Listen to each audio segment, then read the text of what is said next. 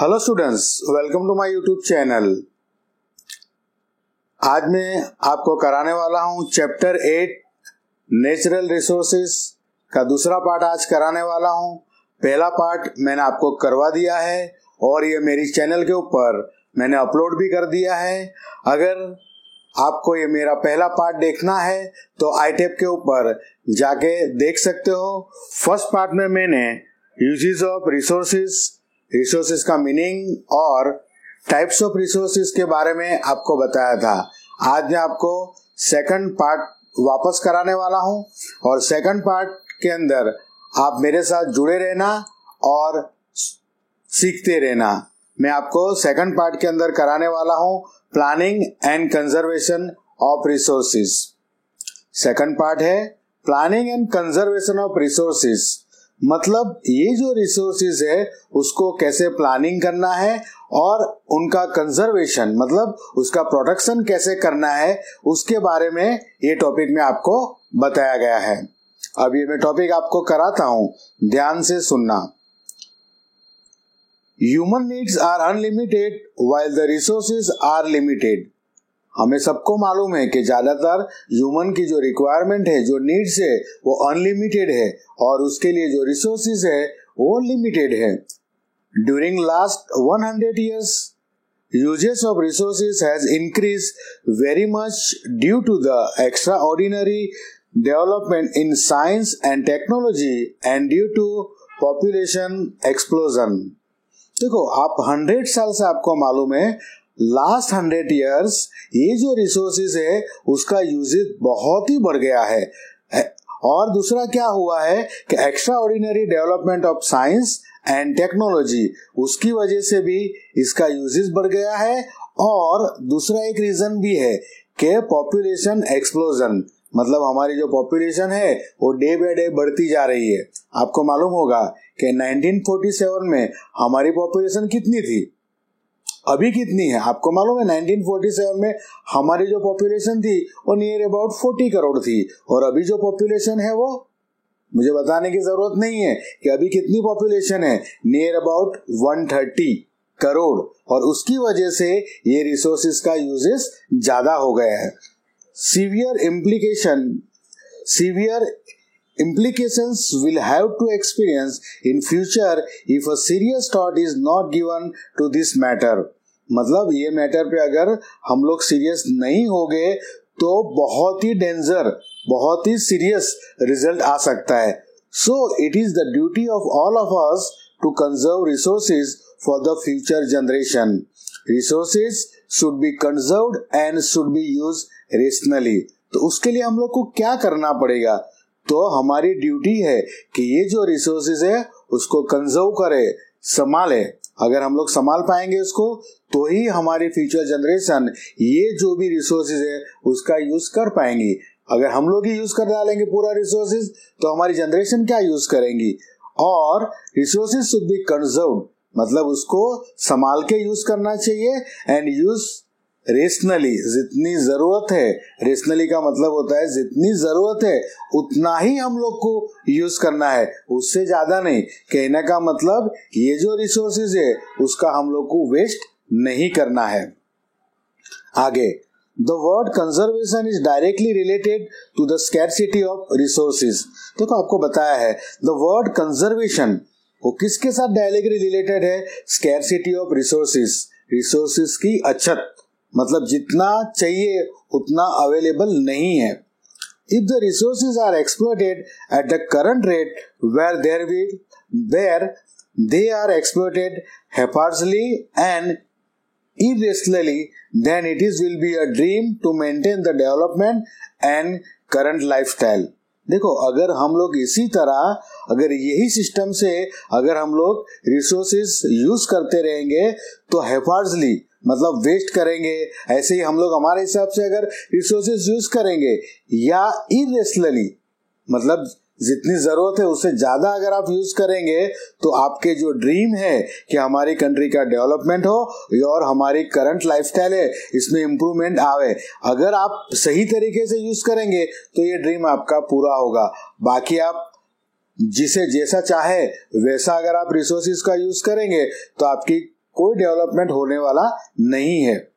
It include things like its rational uses, its conservation and reuse when there is a danger of existence on the life of a tree और a human life, the arrangement made for its call its conservation. देखो conservation की जरूरत क्यों है? अगर उसके अंदर हम लोग रेशनल यूजेस जितनी जरूरत है उतना यूज करेंगे, रीयूज करेंगे, तो हो सकता है कि हमारा रिसोर्सेज बचे।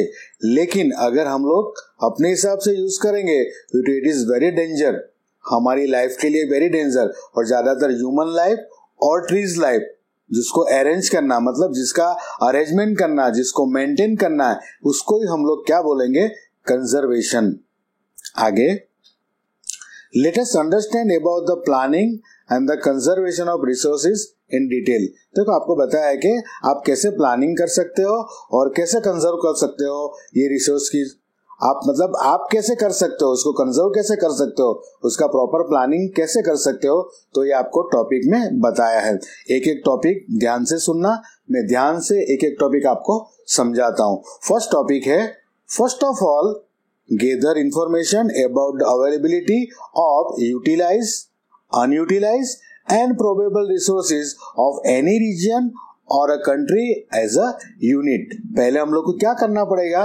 कंजर्वेशन के लिए आपको पहले इंफॉर्मेशन कलेक्ट करनी पड़ेगी कि उसकी अवेलेबिलिटी कितनी है, कौन से रीजन में, कौन सी कंट्री में, कंट्री की कौन से रीजन में उसकी अवेलेबिलिटी कितनी है, उसका यूज कितना होता है, अनयूज कितना होता है और प्रोबेबल रिसोर्सेज कितना है, वो आपको इंफॉर्मेशन पहले कलेक्ट करनी पड़ेगी। सेकंड है the resource which are limited और non renewable should be exploited scientifically and should be use only where it is necessary to use them. देखो सेकंड आपको बताया है कि आपको जो लिमिटेड रिसोर्सेज है, जो नॉन रिन्यूएबल है, अगर आप उसका यूज करते हो तो साइंटिफिकली आपको यूज करना पड़ेगा। मतलब जितनी जरूरत है उतना यूज करो, उसका वेस्टेज मत करो। या फिर be use only where there is necessary, अगर आपको जरूरत लगती है तो यूज करो, नहीं जरूरत है तो मत यूज करो। तो ऐसे भी आप कंजर्व कर सकते हो। थर्ड पॉइंट है attempts should be made to develop those resources the quantity of which can be increased। attempts should be made, आप ऐसे attempt करो, ऐसे ट्राई करो, ऐसे प्रयत्न करो कि जो रिसोर्सेज की क्वांटिटी कम है उसको इंक्रीज करो।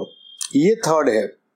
फोर्थ पॉइंट है, आगे है the resources which are cheaper and are easily available should not be wasted. देखो जो रिसोर्सेज चीप है, जो सस्ते हैं, जो आपको इजीली मिल सकता है, वो शुड नॉट बी वेस्टेड, उसको वेस्टेड नहीं करना चाहिए। तो क्या करना चाहिए? But instead of this should be use Sprüngli for future use. आप उसको मेंटेन करना चाहिए, उसको स्टोर करना चाहिए और हो सके तो उसको फ्यूचर में आप यूज करो। ये भी आप कर सकते हो। उसके बाद है those resources which are in limited quantity should be conserved, finding its alternative option through technical development is favorable in long term। मतलब दूसरे क्या बताया आपको, जो रिसोर्सेज की लिमिटेड क्वांटिटी है should be conserved, मतलब अगर These resources which are in limited quantity should be conserved, finding its alternative option। मतलब एक की जगह आप दूसरा अगर यूज कर पाते हो तो वो उसका ऑल्टरनेटिव यूजेस है। अगर जो रिसोर्सेज की क्वांटिटी लिमिटेड है तो आप ऐसे फाइंडिंग करो, उसका दूसरा ऑप्शन फाइंड करो जो आप उसको टेक्निकल डेवलपमेंट से आपको फेवरेबल लॉन्ग टर्म आप यूज कर पाओ। मतलब कहने का मतलब एग्जाम्पल, जैसे कि ये हम लोग ज्यादातर गैस यूज करते हैं खाना पकाने के लिए, तो अभी आपको मालूम है कि आपके यहाँ सन की लाइट ज्यादा है, सन भी एक रिसोर्सेज है, तो आप उसको स्टोर करो और सोलर को यूज करो, तो ये उसका ऑप्शन हुआ। मतलब जिसका जो क्वांटिटी लिमिटेड है उसके लिए आपको ऑप्शन फाइंड करना है। आगे necessary laws should be form for the conservation of resources and should be enforce strictly. मतलब अगर आप रिसोर्सेज का वेस्टेज करते हो तो गवर्नमेंट को स्ट्रिक्ट रूल्स बनाने चाहिए और ये रूल्स को फॉलो स्ट्रिक्टली करना चाहिए कि आपको यही यूज करना पड़ेगा, इतना ही यूज करना पड़ेगा। तो ये गवर्नमेंट को नेसेसरी इसके लिए रूल्स बनाने पड़ेंगे, लॉ बनाने पड़ेंगे और लॉ को भी कैसा करना पड़ेगा, एनफोर्स स्ट्रिक्टली उसका फॉलो कराना पड़ेगा, तभी आप उसका कंजर्वेशन कर पाएंगे। और लास्ट पॉइंट है, citizen should be acquainted with all fact associated with the rational uses of resources and a public awareness should be cultivated। देखो मोस्ट इम्पोर्टेंट है कि सिटीजन्स को ये रिसोर्सेज के बारे में अवेयर करना है कि भाई ये रिसोर्सेज अगर आप यूज कर रहे हो तो उसका लिमिट में यूज करो। तो ये काम गवर्नमेंट का है कि गवर्नमेंट आपको एड के थ्रू एडवर्टाइज देती है, बहुत सारे गवर्नमेंट के पास सोर्सेज है, तो उसके अंदर गवर्नमेंट क्या करते हैं, जैसे कि न्यूज़पेपर में सेमिनार है और आपको अवेयर करने के लिए पब्लिक को अवेयर करती है कि अगर आपको रिसोर्सेज यूज करना है तो उसको लिमिटेड क्वांटिटी में यूज करो। अगर लिमिटेड क्वांटिटी में आप उसको यूज करो, उसके बारे में पब्लिक के अंदर अवेयरनेस लानी पड़ेगी कि ये जो रिसोर्सेज है उसकी जो मात्रा है, उसकी जो क्वांटिटी है वो लिमिट में है, तो आप उसको भी लिमिट में यूज करो। ओके, चलो तो अब हम लोग सॉइल फॉर्मेशन के बारे में जानेंगे। सॉइल फॉर्मेशन क्या है? Generally, the part of the surface of the earth wherein the vegetation grows is known as soil। देखो, soil की आपको सिंपल मीनिंग दिया है कि जहां पे वेजिटेशन होता है अर्थ के ऊपर के पार्ट में, उसको हम लोग सॉइल बोलते हैं। वेजिटेशन मतलब ओनली वेजिटेशन नहीं, वेजिटेशन मतलब जंगल, फॉरेस्ट, सब कुछ उसके अंदर आता है। वेजिटेशन मतलब ऐसा नहीं कि जहां पे खाली वेजिटेशन होती है या वेजिटेबल होता है उसको वेजिटेशन, ऐसा नहीं है। वेजिटेशन का जो मीनिंग है वो बहुत ही ब्रॉड है, मतलब लैंड के ऊपर जो भी होता है वो पूरा अर्थ के ऊपर जो होता है that is called soil.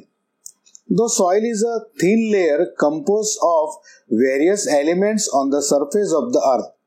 The soil is a thin layer, मतलब सॉइल जो ऊपर का अर्थ का जो पतला थिन, बराबर ऊपर का जो पार्ट होता है, तो थिन लेयर जो है वो हमारा सरफेस ऑफ द अर्थ है। Minerals, humidity, humus and air are mix up in it. अब उसके अंदर क्या क्या मिक्स होता है, तो minerals, humidity, humus and air, ये चारों चीज उसके अंदर मिक्स होती है। मतलब जो भी अर्थ होता है उसके अंदर ये चार चीज मिक्स होती है। आगे, the parental rock lies below the soil. Soil is formed due to the material available through the denudation। देखो, the parental rocks lie below the soil, मतलब जो parental rock होते हैं जो soil के नीचे होते हैं, तो उससे soil is formed due to the material। soil किससे बनती है? material available through the denudation, मतलब denudation की वजह से जो भी मटेरियल अवेलेबल होता है उससे सॉइल बनती है। तो आपको बच्चे लोग क्वेश्चन ये आएगा कि डेनुडेशन क्या है, तो मैं आपको डेनुडेशन की मीनिंग समझाता हूं। Denudation is the process that cause wearing the earth by water और आइस। मतलब डेनुडेशन एक प्रोसेस है जिसके अंदर क्या होता है कि अर्थ जो होती है वेयरिंग, मतलब पूरी फट जाती है, पूरी फाड़ के उसमें से आइस और वाटर के थ्रू जो बाहर निकलता है उसको हम लोग डेनुडेशन बोलते हैं। Biotic remnants, humidity and air get mix up within it. देखो इसके अंदर क्या क्या मिक्स होता है, बायोटिक रेमेनेंट्स होता है, ह्यूमिडिटी होती है और एयर होता है। इन अदर वर्ड्स, अगर दूसरे वर्ड्स में हम लोग बोलेंगे, the soil is a natural mixture of minerals and biotic elements which have the capacity to grow and develop vegetation. अगर दूसरे वर्ड्स में हम लोग बोलेंगे कि जिसके अंदर नेचुरल मिक्सचर ऑफ मिनरल्स और बायोटिक एलिमेंट्स जिसके अंदर होता है और वो लैंड की जो कैपेसिटी होती है to grow and develop vegetation, vegetation को ग्रो करना और डेवलप करना, अगर उसकी कैपेसिटी होती है डेट इज कॉल्ड सॉइल। तो ये पूरा जो था वो सॉइल फॉर्मेशन है। अगर आपको मेरा वीडियो पसंद आया है तो लाइक भी करना, शेयर करना और इसी तरह मेरे वीडियो हर थर्सडे को आपको 4:45 PM शाम को 4:45 PM एवरी थर्सडे मेरा एसएस का एक वीडियो आपको जरूर मिलता रहेगा। अगर आपको ये पसंद आया है तो उसको जरूर लाइक करना, शेयर करना। Thank you very much.